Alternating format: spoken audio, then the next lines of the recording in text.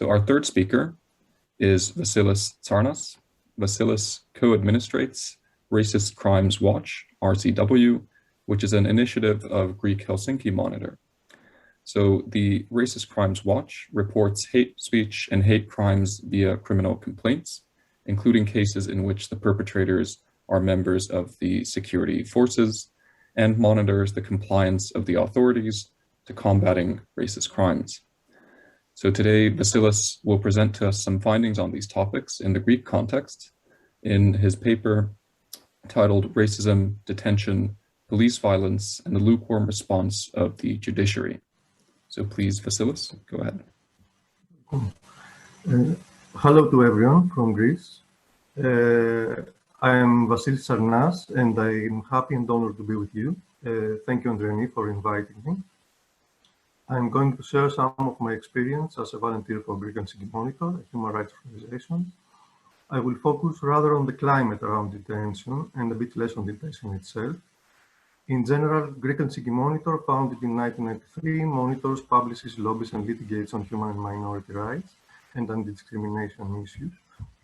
It has been submitting parallel reports and communications to UN treaty bodies, application and third-party interventions to the European Court of Human Rights, communications on the execution of European Court judgments to the Council of Europe Committee of Ministers.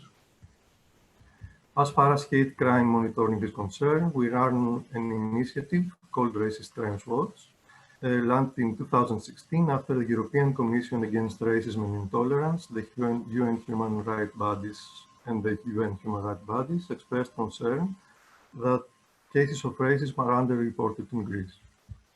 We file criminal complaints by sending media or social media reports and other public testimonies to the police and the prosecutors concerning both hate speech and violent crimes targeting minorities. In the cases we monitor, we include those perpetrated by state security forces, meaning illegal pushbacks against migrants and asylum seekers in Italia, both near the Evros border with Turkey and on the islands, and violence against migrants in detention. The reason we actually started running this initiative is the fact that Greek prosecutors, on the one hand, never prosecuted hate speech, on their own, and on the other hand, almost never acknowledged racist motivation in cases of even really notorious violent hate crimes. So our role is to litigate via filing these criminal complaints, pressuring them to actually do their job. It needs to be said, though, that the Greek anti-racist legislation is also weak as far as it has to do both with criminalizing racist insults and defamation in cases not directly provoking violence, as well as with acknowledging racist motivation in cases of violent crimes. In those of the crimes where there might appear to be multiple motives, the law is not clear enough on whether the racist motivation should be acknowledged.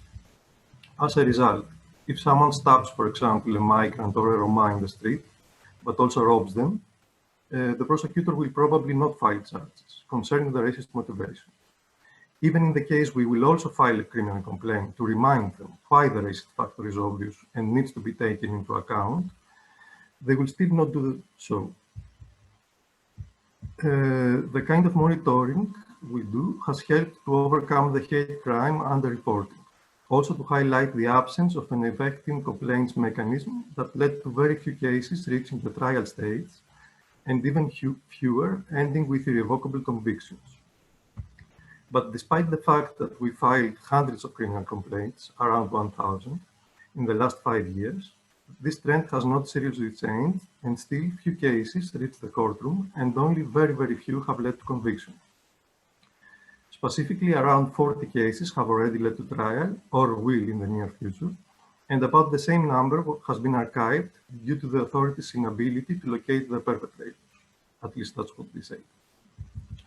And that comes as a result of the weak and unclear legislation I mentioned, but maybe even more of the indifference and the systemic racism of the Greek judiciary that rarely takes into account international human rights law on this field. These failures were quite expected on our side, since we are aware we live in a country where the rule of law is weak and racism and all sorts of discrimination prevail. So, the ways the Greek justice system significantly fails to combat racist crime are part of the reasoning of our monitoring in the perspective of future strategic litigation, and in some key cases where this is possible, in the perspective of applications to the European Court of Human Rights. I will give you an example from a hate speech case we filed because it is quite telling on the climate. On 2018, the appeals court prosecutor, who was later promoted, stated in an article that illegal immigrants and refugees constitute a population group with a high rate of serious criminality. Greece, with the armies of hordes of destitute aliens, tends to become not only a garbage dump of human souls, but worst of all, a dangerous arena of multidimensional and upgraded crime. Unquote. The ANSA's prosecutor of racist crimes, who was also the national point of contact on racist crimes for Greece of the Organization for Security and Cooperation in Europe's Office for Democratic Institutions and Human Rights, archived our complaint as not racist, arguing that the article is an analysis of the weaknesses of the criminal system in Greece, adding that the entry to Greece without proper procedures of the tens of thousands of foreigners is a crime of the competence of the first instance courts. Greece's migrant reception system is, as you know, based on detention. Under the current right-wing government, in which many right extremists participate, and which absorbed a big part of the voters of Nazi Golden Dawn, the situation became even worse on many different levels. An exception is the passage of a law which abolishes protective custody for minors, which is essentially illegal detention of unaccompanied children in horrible cells of police departments for very long periods. The problem is that this actually does not apply to hotspots, which according to the Committee for the Prevention of Torture of the Culture of Europe are considered as a form of detention centers. It also does not apply to many minors who, due to a faulty or deliberately flawed process of age assessment, are registered as adults. And finally, in still many cases, minors are held illegally in police departments and detention centers due to a lack of sufficient facilities so that the new law can be fully implemented. Except the direct situation, detained migrants, in many, if not most of the cases we're aware of, are not provided with clear information about their situation in a language they understand. And as the CPT has highlighted in its latest November 2020 report on Greece, quote, most foreign nationals claimed that they had documents in the Greek language without knowing their content and without having benefited from the assistance of a qualified interpreter. Indeed, nearly all official documents, including detention and deportation orders, were only available in the Greek language and were not translated, unquote. I underline this because it is a factor that is often forgotten in Greece, even by legal practitioners. We have also received many reports that in several hotspots, the phone cameras of detained asylum seekers are broken by the guards so they will not be able to document their detention conditions and the violence they are facing, especially if they try to protest.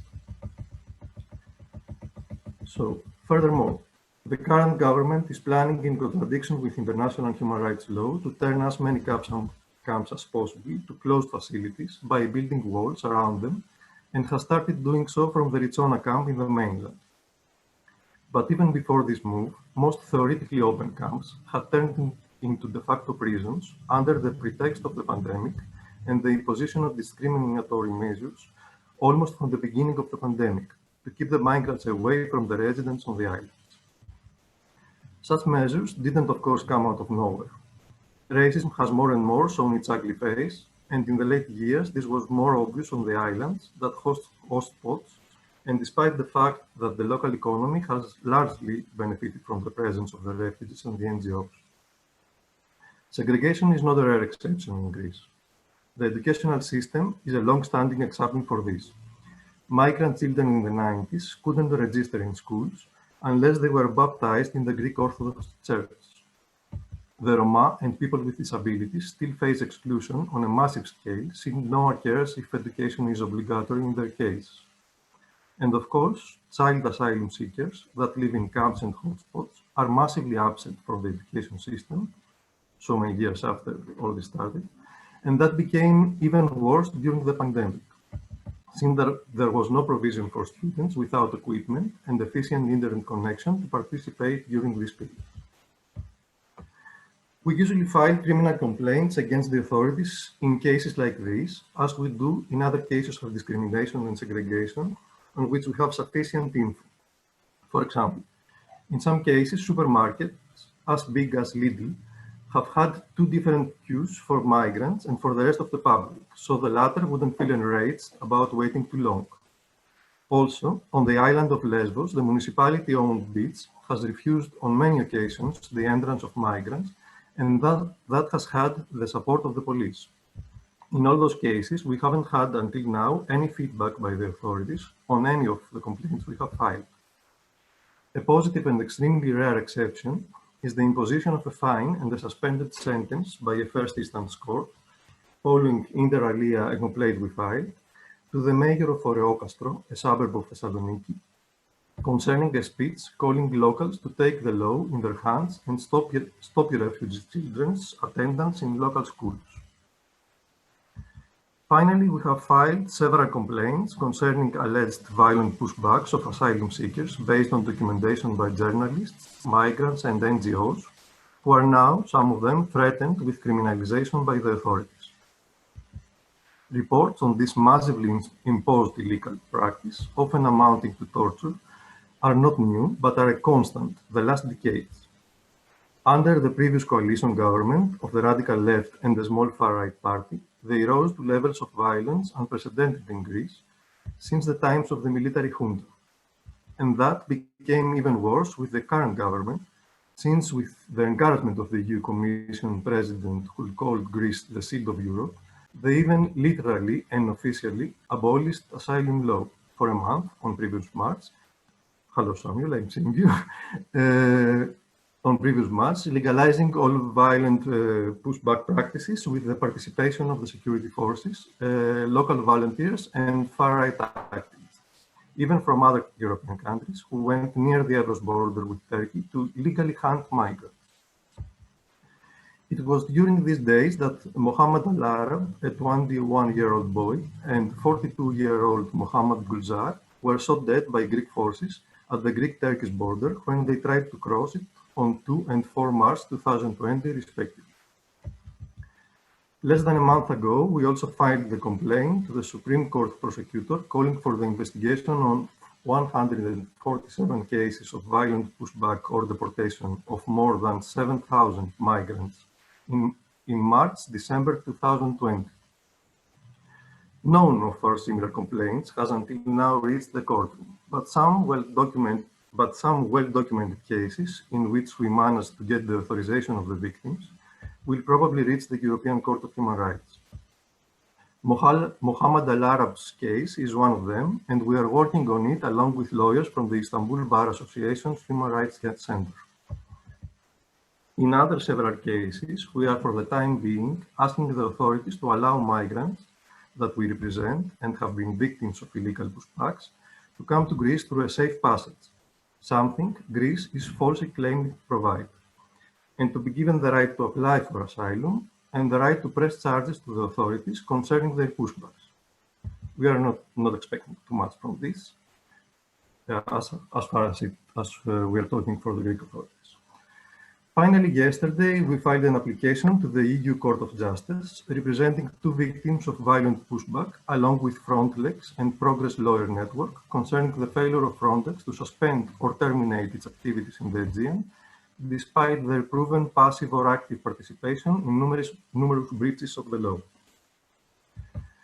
Sorry if I tired you with all this dense info. As you already have suspected, the rule of law in Greece is particularly insufficient when it comes to marginalized groups who are weak or non-existent in electoral terms, given the lack of a culture of defending human rights in the wider society. The few exceptions in which the anti-racist law has been implemented by the courts are mostly telling of the randomness of the situation. The unwillingness of our judiciary to even seriously pretend to investigate the racist phenomenon is not accidental. Given the indifference of the public in Greece, and despite some bright exceptions of judges and prosecutors, the message sent to the threatened minorities is clear. In most of the cases, you don't even vote, so you will never be, at least not anytime soon, strong enough to make us even pretend to try to enforce the law and protect you. Thank you. Thank you so much, Vassilis, for a great presentation, and one which, again, we'll probably return to in the Q&A. Thank you so much. Thank you. So our final speaker today is Giulia Fabini. She's a research fellow in criminology at the Department of Legal Studies of the University of Bologna, and she teaches criminology of the borders at the Department of Political and Social Sciences. She is a critical criminologist, especially interested in border policing, immigration detention, female detention, and more generally, she looks at mechanisms of control as well as strategies of resistance. Giulia has published a number of articles on migration control in Italy, and today she will present her paper, A Matter of Deportation or Territory Control, Immigration Detention and the Police in Italy. So Giulia, feel free to begin your presentation. Okay, thank you. So I will share my screen, just a moment. Okay, let me start the presentation.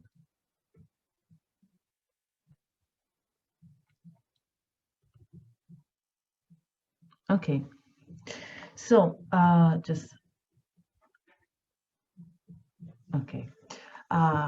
so good morning, everyone. I'm really happy to be here and to be presenting these ideas in this context. And this is an important context also because it gathers academics and activists and activist academics, which is something important, I think, and that I will also address in this paper, which is a paper that asks a difficult question for me, which is what is the link between the police and immigration detention in Italy?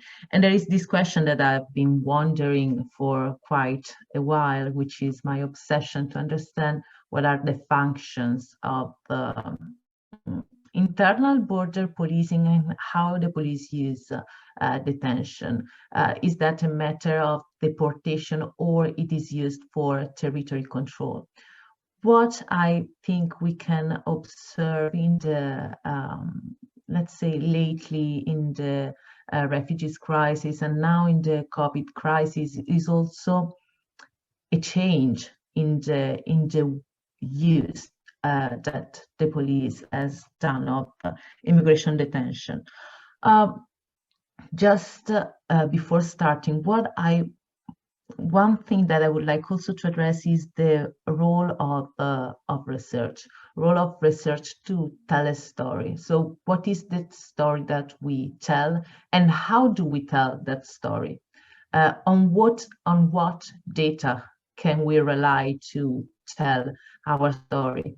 So I think that the story that we tell also depends on our ability and our capacity and possibility to access the field. And we all know that accessing the field in immigration detention and in policing, it is really difficult, but these also affect for sure the story that we can tell. Well, I would like to start just giving a little bit of a context, which I think it is useful. What is immigration detention in Italy? And this is a question that needs to be answered also considering changes occurred in immigration detention in these in what has been called refugees crisis and in its aftermath.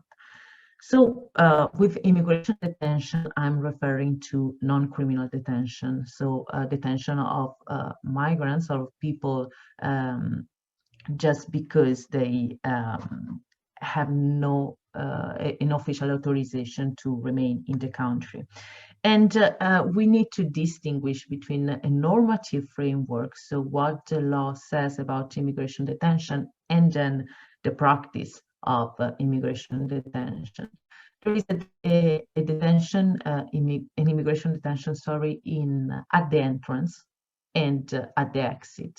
At the entrance is the detention in hotspot, which is something quite new in Italy, being established in 2015, and I will talk about that.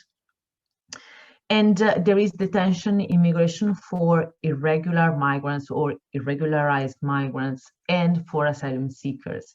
And that can take place in the same spaces, so in the Center for the GPR and the hotspot. And they can have different, like the time of detention can differ. There is also a de facto detention of asylum seekers and refugees, which is an ambiguous field of the reception system, the Italian reception system, which is thought for welcoming asylum seekers and refugees, but many times becomes a de facto detention. But this will not be part of this presentation.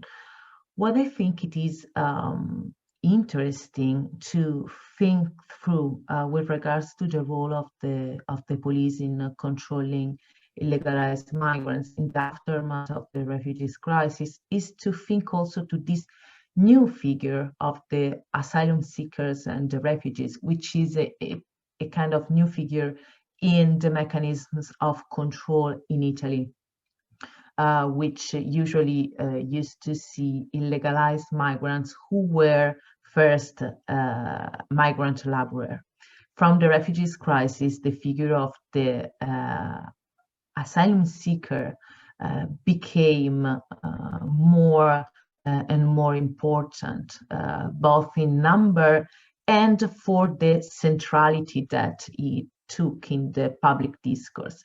And what I think it is really interesting to think through with regards to the role of police and the use of police of immigration control is to think of this new figure of the failed asylum seeker, who becomes an illegalized migrant. So who take care of this figure, this migrant who is now illegalized, but who was in the reception system before? Who is responsible for him or her?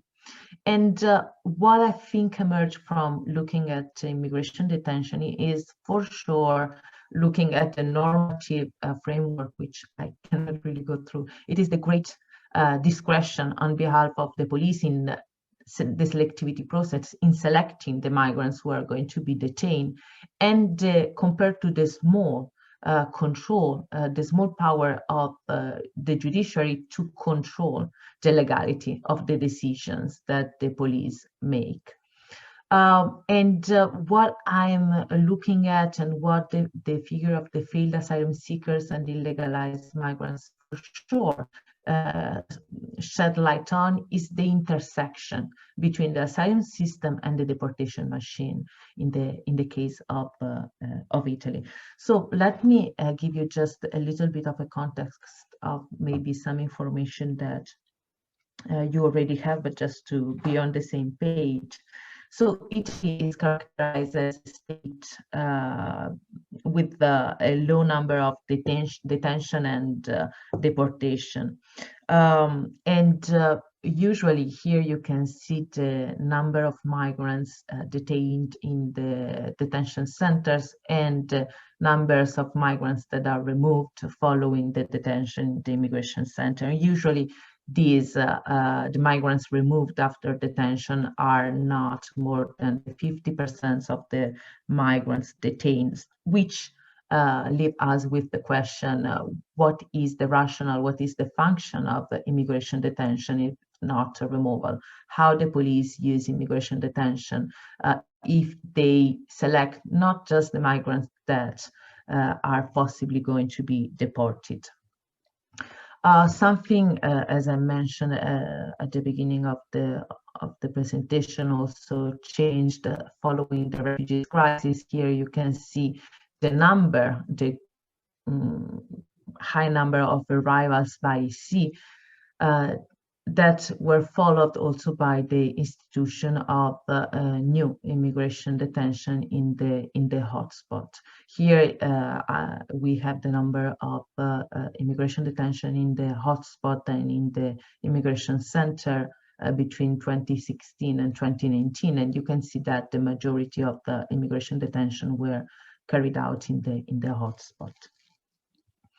Now, according to literature, we can detect some aims of immigration detention with the official function of removing undocumented migrants and informal functions, which have been addressed as the symbolic function of showing the state capacity to enforce border control, to deter uncooperative migrants, to incapacitate troublesome migrants. And with Giuseppe Campesi, we also considered the idea that immigration detention has been used for detaining those migrants who are considered dangerous or who are addressed as dangerous, which is then emerged as a rhetoric more than as a fact in our research.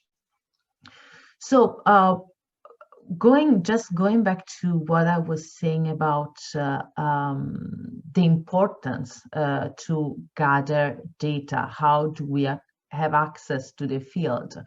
I am referring here both to quantitative and qualitative data. The quantitative data for me are important to try to address the selectivity process, how the police select migrants to be detained in immigration center, what nationality, what gender, what are their legal status, are they coming from prison, and what is the process of the selection, what is the interaction between the migrant and the police. And in this sense, I will just mention that with Giuseppe Campesi in our research on immigration detention, we used as data the decision to validate detention by the justices of the peace, and from there it emerged that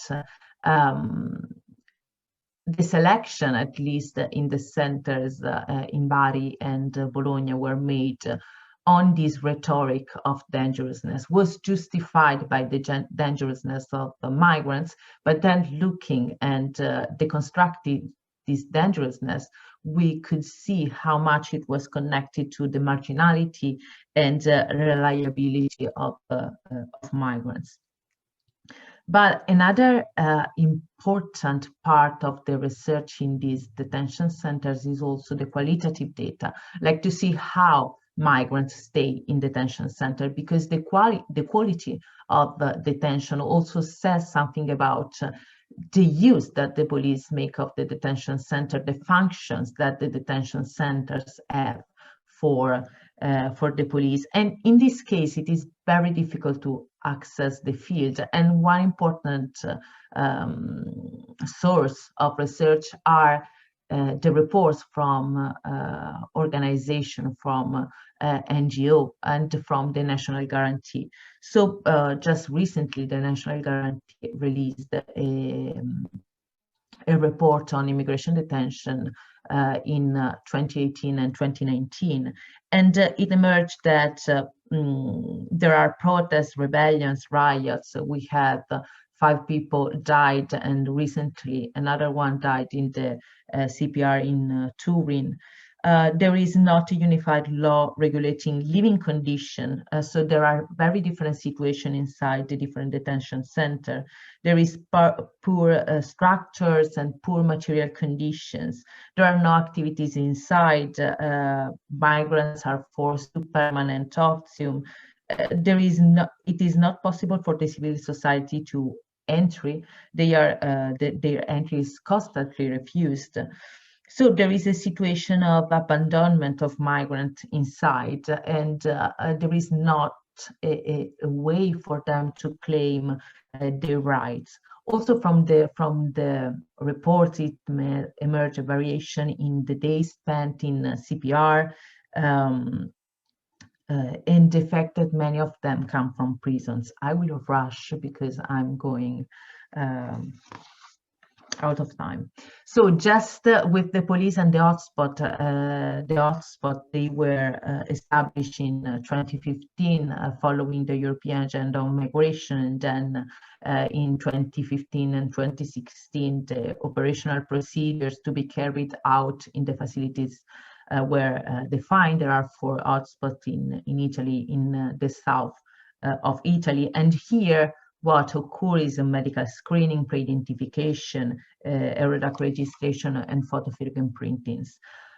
Here you can see the foglio notizie. What actually happened in the hotspot is that migrants are channeled into being considered economic migrants, and so illegalized migrants, subjects in clear needs of protection, or asylum seekers who can ask for asylum. And what is important for us as researchers and activists to understand is how this decision is made. It is made by Italian police, Frontex, EASO, and Europol, and it is based on this foglio notizie, that is a pre-printed form with personal information and a list of pre-established reasons for migrating. And the migrants need to make a choice about these in this list, with, as was told for the case of Greece, not clear information and not in a language that is necessarily understandable for the migrant. So I cannot go in here because I see that I'm at 15 minutes. My point, what I wanted to say, and then maybe we can take this in the QA question, is that the typology of migration has changed, and what we are experiencing now in Italy is the new figure of the, as I told you, the illegalized migrants, so the migrants who asked for asylum and was rejected. And what happened? Who is responsible for these migrants? Who is in Italy in an illegal condition, in a place where we know there are low number of deportation, and where police has to manage this illegality and make a selection with this great police discretion and small control over the detention, the decision, the police decision. So just final thoughts. Well, I think it is important, and emerges also from research and from the reports, is the fact that the functions of immigration detention, the use the police does of this, is changing, is continuously changing, and the role of research is to try to track how it is changing, and it is important to take into consideration and to use a transnational lens where we connect the national level with the changing legislation and the changing political government with the supranational level, which are the readmission agreements, and how the nationality affect the possibility of being deported or not, and the local level. Where is the center, where the center that we are talking about is located in the Italian territory, in the big city, in the countryside, in the south, in the north, where they are going to intersect a different migration flow, than the arrival by sea. And okay, I think that I will stop here because I have the time here and I went longer, sorry.